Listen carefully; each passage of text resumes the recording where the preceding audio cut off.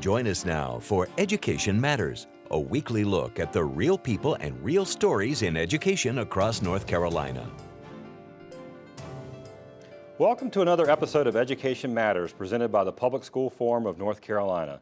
I'm your host, Keith Poston. As you know, each show we focus on a central topic.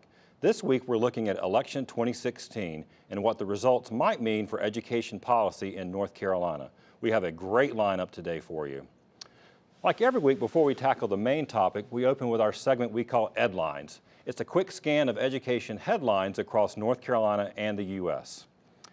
Last week, the Charlotte-Mecklenburg Schools Board of Education voted unanimously in favor of a new student assignment approach that will consider family income, single-parent status, English proficiency, home ownership, and parents' education levels in making magnet school assignments.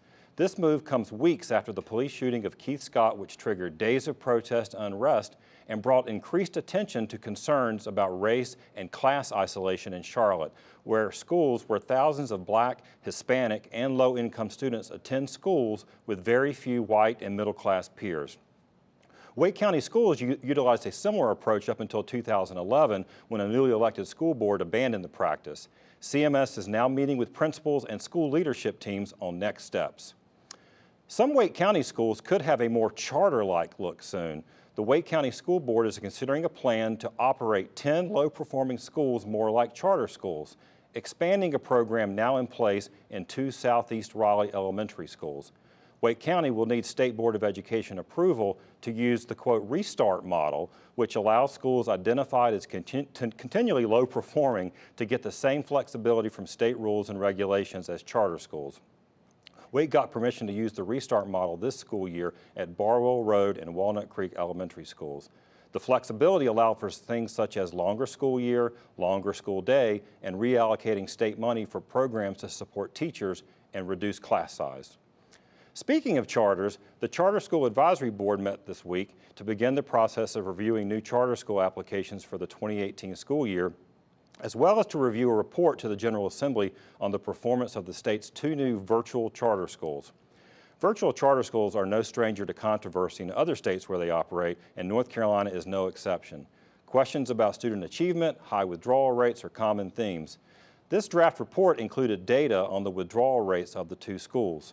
Pearson-backed North Carolina Connections Academy and K-12 Inc.-backed North Carolina Virtual Academy Connections Academy saw 31.3% of its students withdraw, and Virtual Academies 25%, interestingly the exact statutory maximum.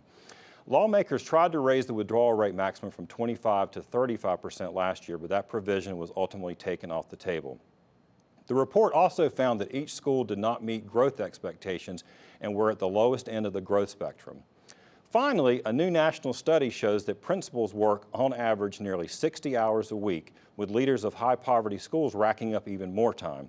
This is according to the very first nationally representative study of how principals use their time, released last month by the Federal Regional Education Laboratory.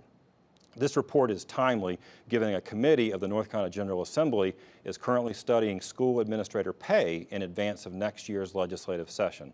North Carolina currently ranks 50th of 51, including D.C., for average principal pay. We're going to dig into this subject next week. Remember, you can visit the Public School Forum's website at ncforum.org, click Education Matters, and read more about each of these headlines as well as other topics we cover each week.